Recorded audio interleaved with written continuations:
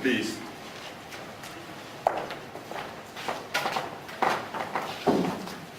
Thank you for the introduction. I would like to start by wishing you all Jun Hojo, which is a good day, and that is a good day from Dawson City, which is the central town of the Trondheim traditional territory, and they will be the focus of my discussion today. So I thought that would be a good place to start.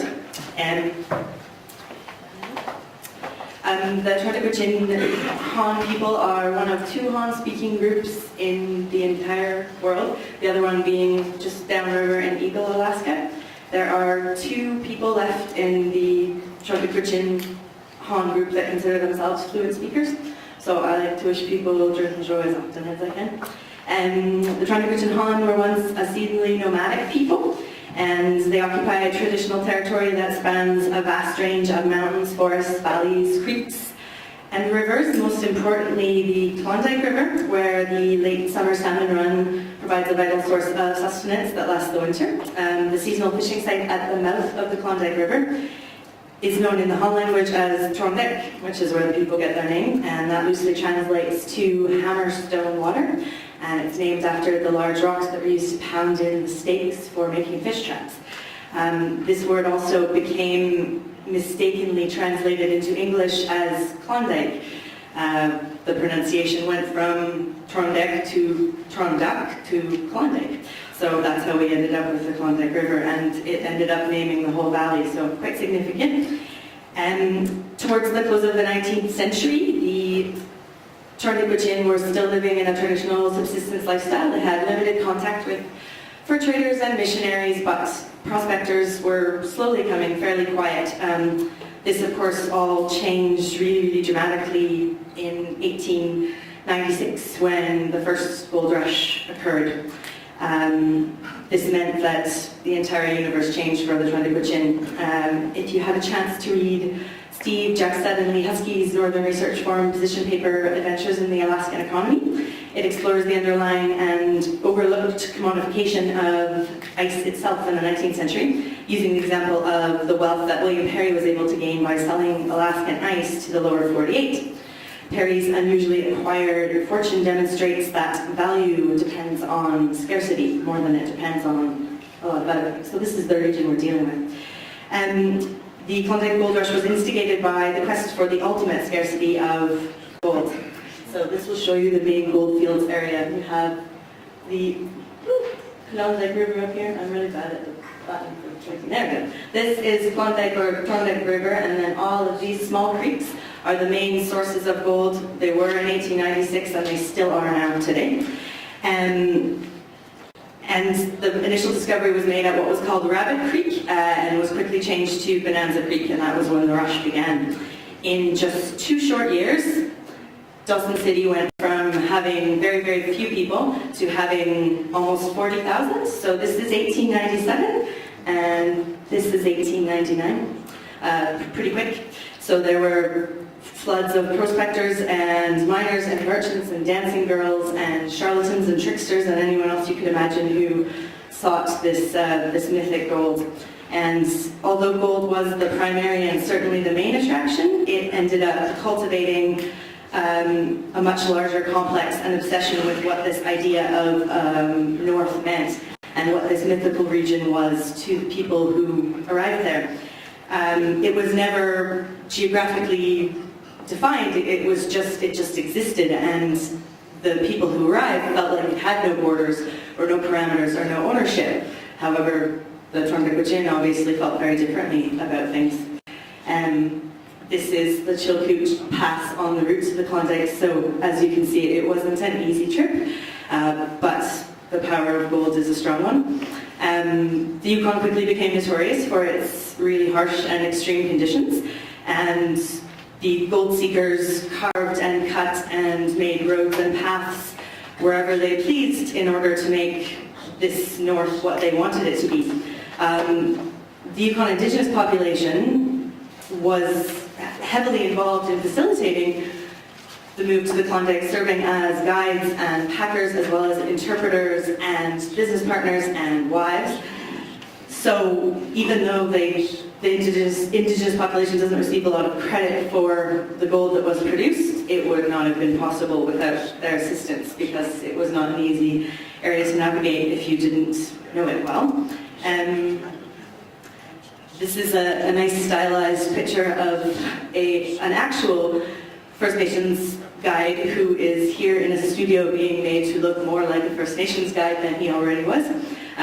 This is another example of the newcomers attempting to shape the landscape to be what they wanted it to be, and in their interpretation of landscape, everything was included: animals, plants, ground, minerals, and indigenous people. The gold seekers arriving in the Klondike displaced the Trundagwitchin people from their lands and resources and changed the landscape both physically and culturally forever. As you can imagine, mining on the subarctic permafrost required a pretty aggressive and dramatic approach, and they weren't gentle with what they took. The newcomers were eager to denounce the Trundagwitchin and the Yukon First Nations in general. I'm limiting my discussion today to Trundagwitchin so that I don't keep you too late for dinner. But everyone was involved, I assure you. And these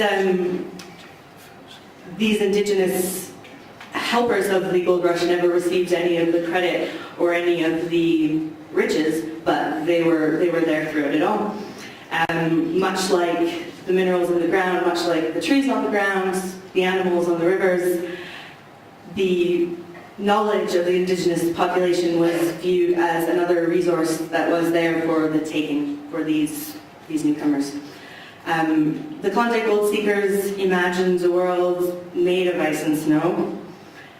It's a huge glacier on the side of the Yukon River, filled with riches and absent of any formal human claim or ownership. And this meant in their interpretation that whatever was there was open season. And so they sought to create this perfect and this ideal north.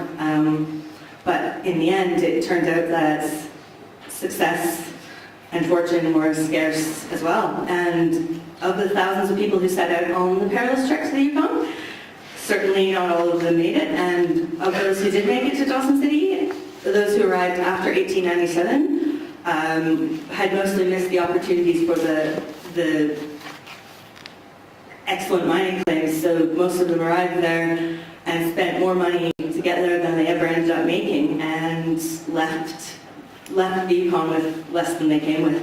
So it wasn't the fantastic dream that they had in mind. By 1921, the population had dwindled from 40,000 back down to 4,000 people. And of those 4,000 people, half were First Nations people who had been there before the rush began and continued to be there after the rush was long gone. Despite the mass exodus from the Yukon over the course of the early 20th century, the Yukon's reputation continued to expand, and the scarcity of the success and fortune in the territory became part of the allure, part of this fantasy of the idea of North. The danger, the hardship, the challenges all fed these themes of fascination that developed in the territory, and this helped elevate the Yukon and indeed Canada's North as a whole to the legendary state that it still occupies today. One aspect of this fantastical North did not, however, stay fixed and posed in a studio portrait, and that fixture is the indigenous population of the Yukon. The Trundagwitchin, along with at least 10 other distinctive First Nations, managed to withstand the incredible forces of imposition and intervention during the gold rush. Their stories, their songs, their dances, spirituality and language and traditional knowledge, as well as the connection to the land, the landscape and the culture, kept moving forward. They were able to adapt and protect what did remain after the newcomers left. And this meant that the stories not only of what happened before the gold rush, but what happened during it, were passed down and still are alive in oral form today. Though the colonial attempts to fully transform the Klondike into a constructed and controlled illusion of sort of a cinematic northernness were very persistent, the Tornquichin continued to retain and remember the traditions and the histories, preserving the connections to the land, the water, the plants, the animals, and creating new stories and new memories and realities on the same ground that their ancestors had been on for millennia. Regaining some of the losses that the gold rush took and exploring new possibilities, eventually becoming self-governing in 1998. So this map shows you, gives you an idea of some of the other nations who were involved as well. And they are all currently self-governing. One of the reasons for that is ironic.